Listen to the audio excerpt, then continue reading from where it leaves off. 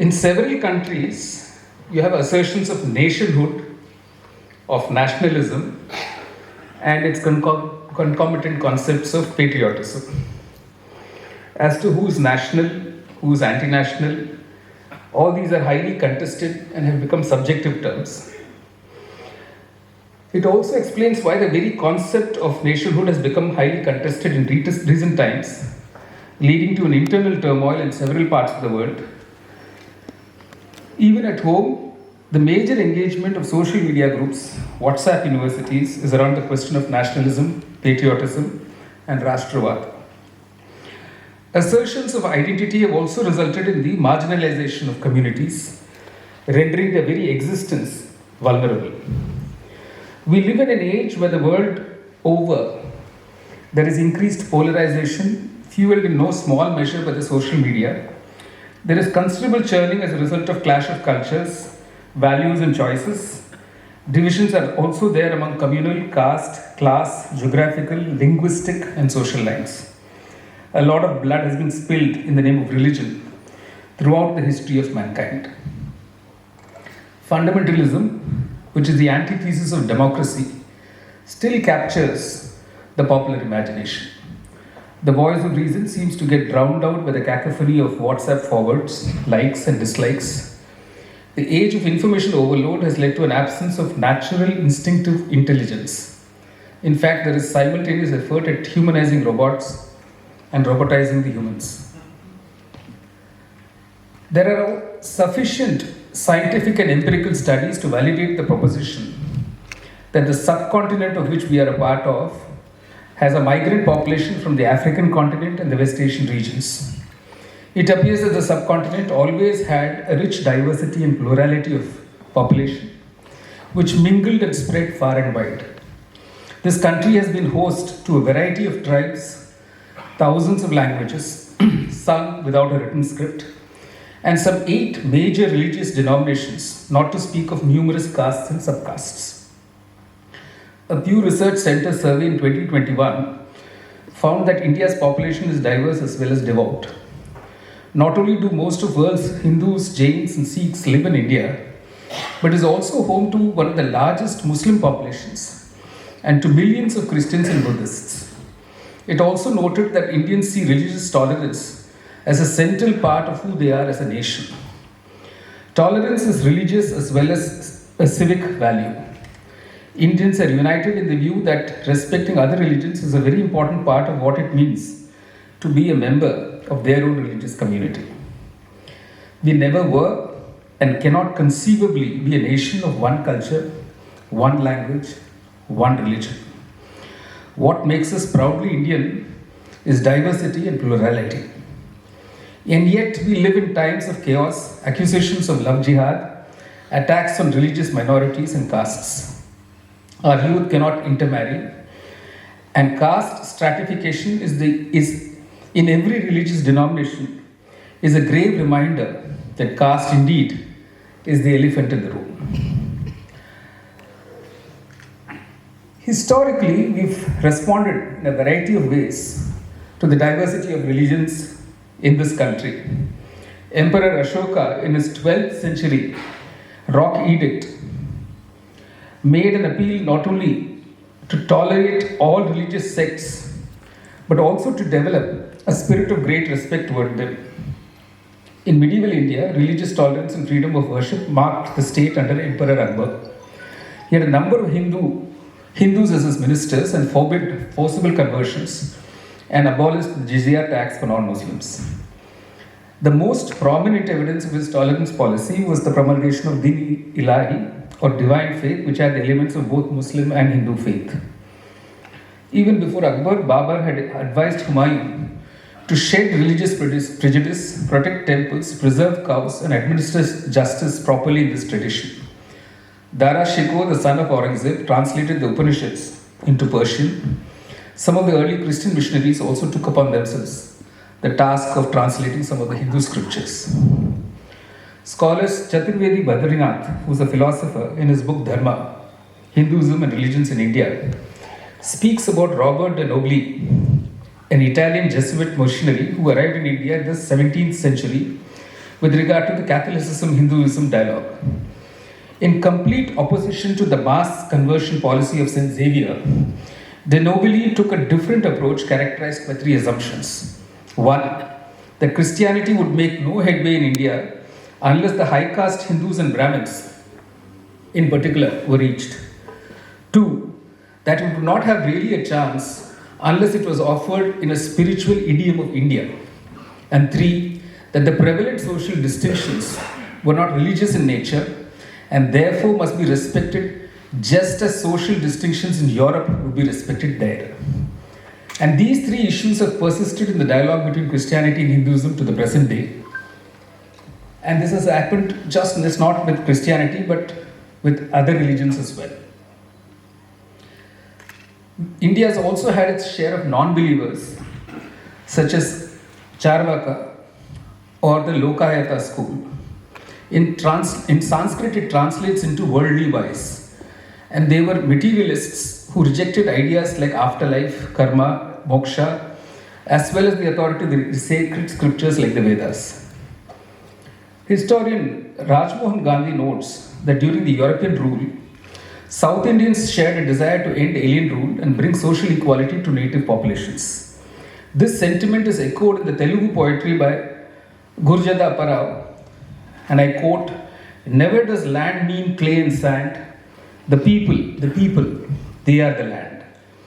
More than 1,000 years ago, before Apparao, Kaniyan Pungundrar's Tamil work, Yadum Ure, Yavarum Kelir, all the universe is our place and everyone in the universe is our people, expressed a similar idea. The Kannada poet Basava further demolished any justification for inequality in his verses from the 12th century. Who defines what is minority and what is majority? According to Badrinath, these categories were fashioned by the British colonial rulers. He points out that there are several narrow, winding, tortuous paths leading to the prison of history. In the political context of modern India, one such road is the given name minority. The Indian constitution defines Indian Christians, Muslims, and Buddhists as minorities. Interestingly enough, when they drew up the Hindu code, Sikhs and Jains were bracketed with Hindus despite them having a separate religious identity. And this is built into Article 25 as well. Hindus constitute a vast majority of the population, while Christians and Muslims are significantly fewer in number, hence the need to safeguard their interests to constitutional provisions. The terms majority and minority were thus introduced for the first time into the political and social vocabulary of India. But just as equality as a state of mind is infinitely more than tolerance, equality, in order to be genuine, must be free and support diversity of life and thought. Equality is not uniformity. It was in the name of uniformity of civilization that many countries of Europe justified violence. In this attempt at bringing a homogeneity, non-Brahminical traditions such as Jainism, Buddhism, Dravidian culture, Adivasi history were ignored because such historical narratives had the potential to break the essentialized construction of the so-called Hindu India. We are talking of what happened during the colonial period. Class conflicts, the caste question, and gender inequalities were largely not touched upon. As late as the early decades of the 20th century, the narration was limited to the Hindu-Muslim binary and the glorification of the past. And it's the same way of projecting issues that continues to the present. Unfortunately, we find the controlled media in the country also harps on the Hindu-Muslim question and fails to recognize the composite nature of Indian culture, the plurality of its societies, and the diversities of its practices. There are so many religious practices that sit uncomfortably in the constitution. For instance, we saw that play out in the Sabarimala case. We find it being played out in the Haji Ali Mosque case, and then in Parsi women's admission to the cemetery, and even circumcision of women's genitalia. So there are all these issues which are now getting played out in the courts, which brings us back to the question as to how far religious practices are consistent with what we believe as constitutional values. One point I wish to make before we discuss these anti-conversion laws is that these laws, which are meant to be instruments of social change, have largely failed in bringing about social change. Constitution, as a legal document, may have succeeded in bringing about political change, perhaps even economic change, maybe increasing opportunities of livelihoods for the underprivileged. But even the Constitution as an instrument of social change has by and large been a work in progress. So we've always had periods of Indian political and legal history where we find certain emancipated figures emerging who talk of a classless society, like we talk of Narayana Guru. But these are followed by large periods of regression, where those very figures are then deified, put on a pedestal, and what they stood for is forgotten. So whether you take the Buddha or Narayana Guru or any other religious figure, you will find that the way we pedestalize them, we iconize them, seems a way of escaping the rigors of what they propagated or preached as values. So we found the easy route of pedestalizing people, including Mahatma Gandhi. And therefore we find that the kind of social change that we're looking for through the instruments of law or the instruments like the Constitution is by and large failing us. So every time in society we will find periods of regression. And now is one such period where we find that in our values, social values of plurality, diversity, we are regressing. We are becoming more and more intolerant.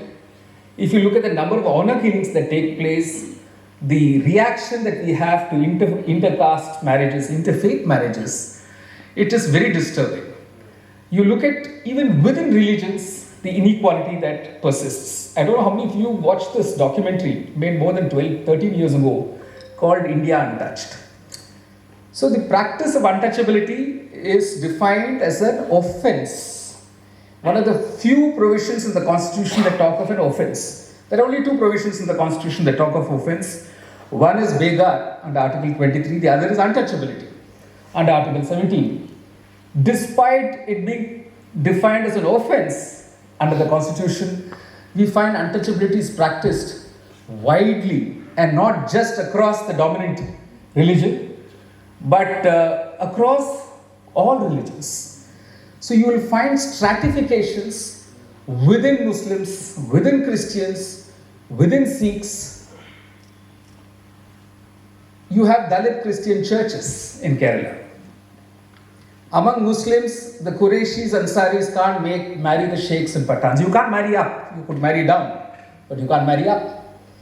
Among the Sikhs, and I spent some time in Punjab as a judge, it came with a harsh reality that you know how the Bapa Sikhs are treated differently from the Jat Sikhs, and how the Ravidasyas are treated differently. And there are Gurudwaras where, this discrimination is actually practiced. So India, when we talk of India, the elephant in the room is certainly caste. The elephant in the room is certainly patriarchy. The elephant in the room is feudalism. And that seems to cut across borders. I was surprised in 2004, I visited Lahore as part of a conference. And there, when I was interacting with my contemporaries there, I came to understand that among the Muslims there are Thakurs, there are Rajputs. So these denominations that we are born into seem to defy any religious identity that we may have. So the religious identity is superimposed on a caste identity. The caste identity is superimposed on a subcaste identity. So among Dalits, for instance, the Mushahirs cannot marry the Domes. And Ambedkar's writings tell us what this graded inequality really is. It doesn't stop with the upper castes. It percolates down to even the lower castes in that so-called hierarchy. And that is what he was reminding us when he tabled the final draft of the constitution. The social inequality, he was very starkly alive to the fact that social inequality will not be met by having provisions in the constitution. Unless we practice constitutional values, we will not be able to see the kind of change we want to see in society. And I think that is where in the 75 years of Indian constitution, I believe in our personal spheres, we have not practiced constitutional values. We've comfortably led dichotomous lives. So you'll have people holding public office, but in their private sphere, they will continue to discriminate. The son or daughter of a famous politician will not allow an interfaith or intercaste marriage. And this dates back. I'm talking of politicians during the independence movement, politicians in the post-independence movement, public figures who held highest public offices. When it comes to their own family and their own internal affairs, will stick to the known so-called traditional path and be highly intolerant of so-called deviant behavior. And therefore, the testing ground for us is society and the personal sphere of the family. So we may talk of egalitarianism, we may talk of women's emancipation, we may talk of equality, liberty, dignity. But how do we practice this in our personal sphere is the real testing point. And I think that is where we have a lot of work to do for the present generation. If it's not alive to what this constitution is all about and what challenges it poses before us. It of course protects our rights and freedoms, but how do we practice those rights and freedoms? So those are one of the main things that I want to us all to reflect on. So now let's come to the topic of anti-conversion laws. So I think much has been written about all these anti-conversion laws. They must be seen for what they are. They are nothing but criminal laws. They define an offense and prescribe a punishment for the offense. This is not to bring about any great social change. This is not to bring about any social reflection or egalitarianism, far from it. So, state legislative assemblies, using the power they have to enact laws on public order, that is entry 1 in list 2 of the Constitution, 7th schedule, have enacted all these anti-conversion laws, the earliest being the 1967 laws that were enacted both in Madhya Pradesh and Orissa. And the validity of those laws was upheld up to the Supreme Court of India. The Supreme Court was of the view that the right to religious freedom under Article 25 does not include the right to convert. So on that basis, we now have a series of anti-conversion laws in as many as 9 states and maybe 12 states in the country now. And they have, in a sense, bettered the earlier anti-conversion laws by making them even more severe. What it tells us on a reading of all these laws is, it is not so much a law against forced conversions, but it is a law against the freedom of choice.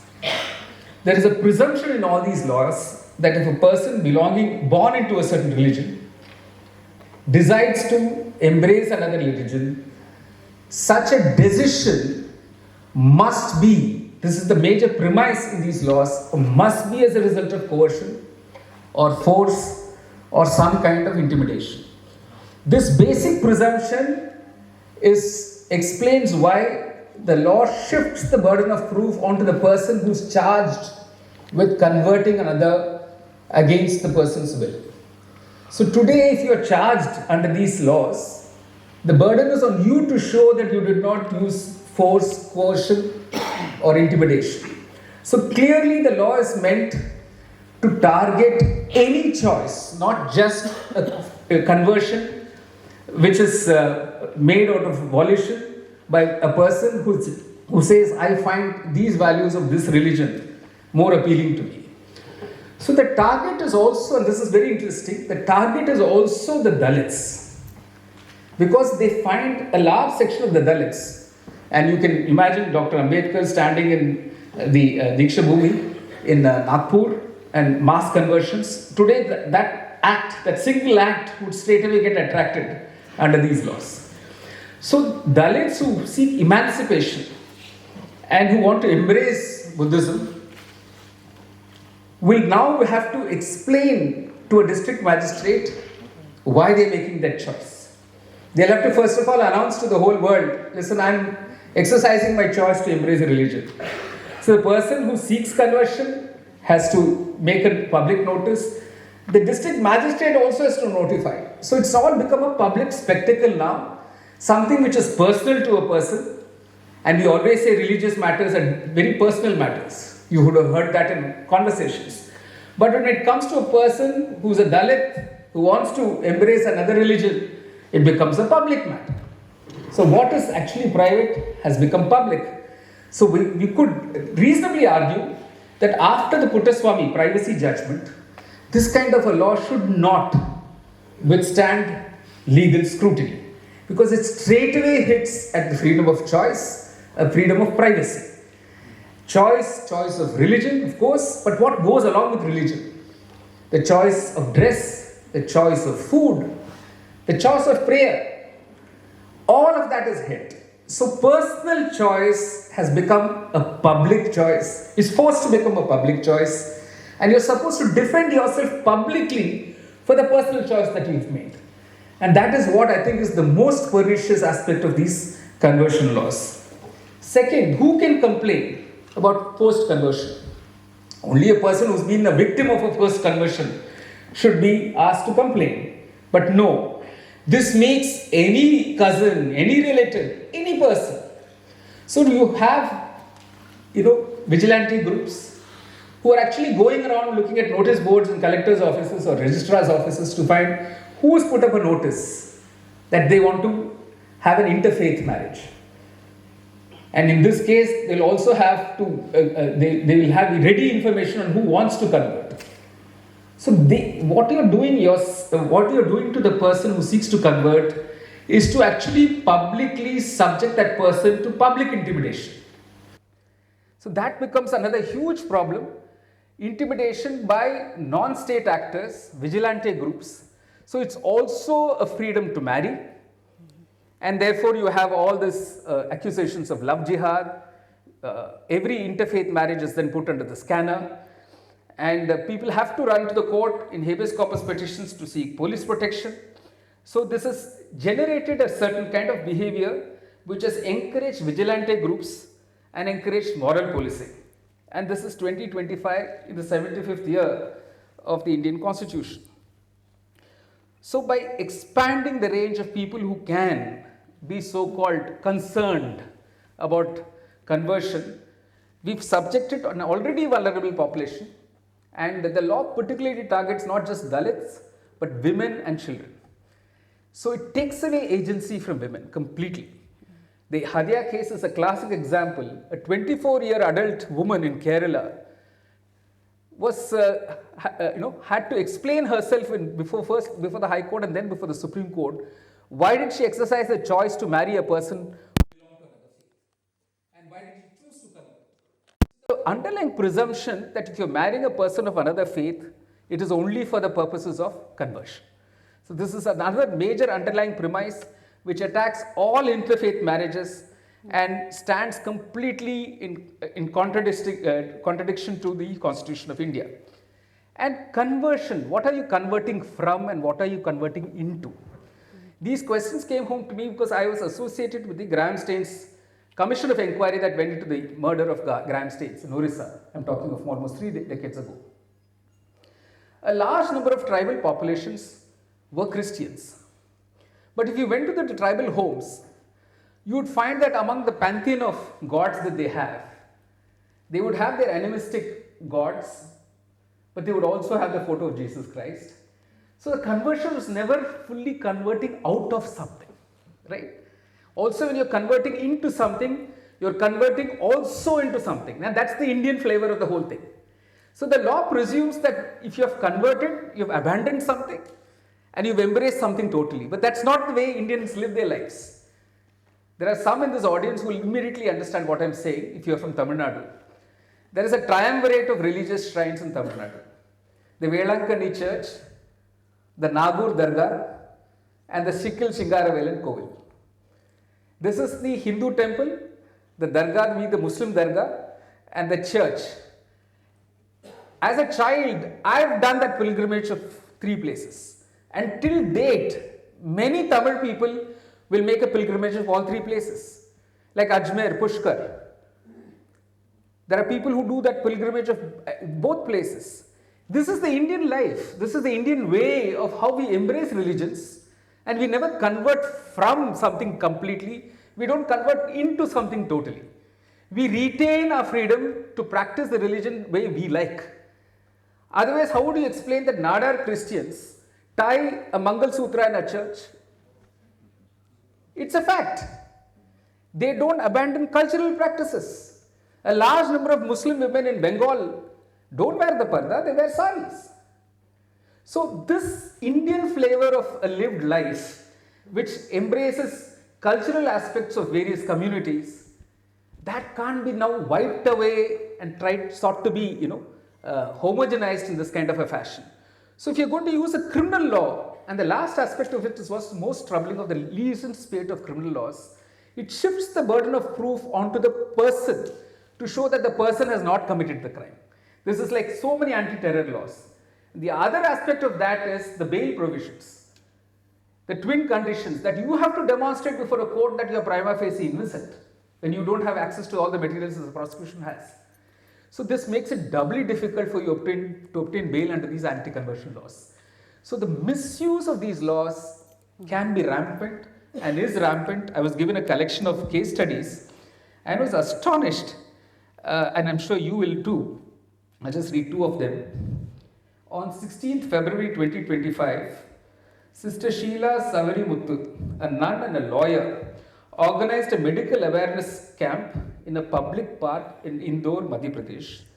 Despite having prior permission, this is a medical camp, medical awareness camp.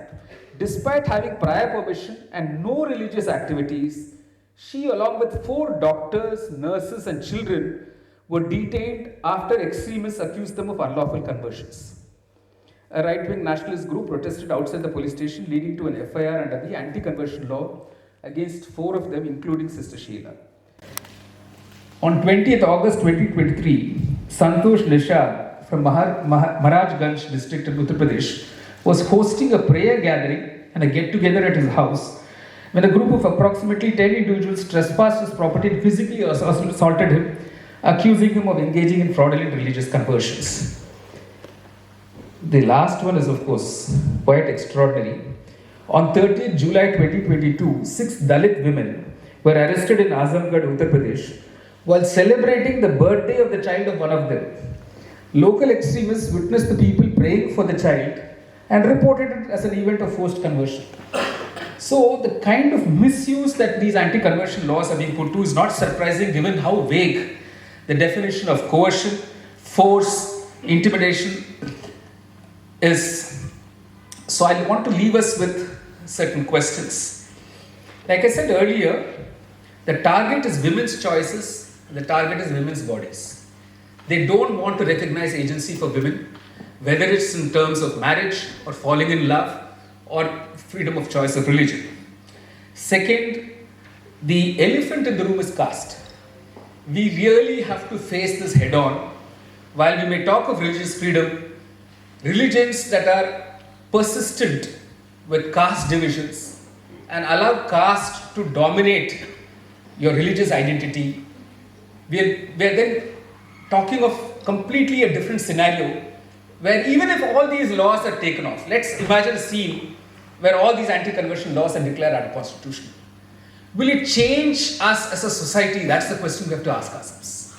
Will we then, because these anti-conversion laws are gone, will I allow my daughter to marry a person of her choice? Will I allow an interfaith marriage? Will I allow communal dining, interdining? These are the questions we have to ask ourselves.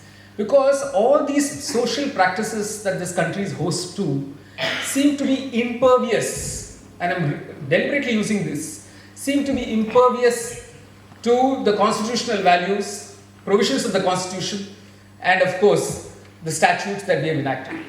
So when we have discussions on why the Dowry Prohibition Act is failed, if Syrian Christians practice dowry, if Muslims practice dowry, if Buddhists practice dowry, then there's something else which is something troubling, which we have to really address. So even if we get rid of anti-conversion laws, unless we ask ourselves the most difficult question, whether we practice constitutional values, we may not find the kind of relief that we might be seeking by declaring these anti-conversion laws to be unconstitutional.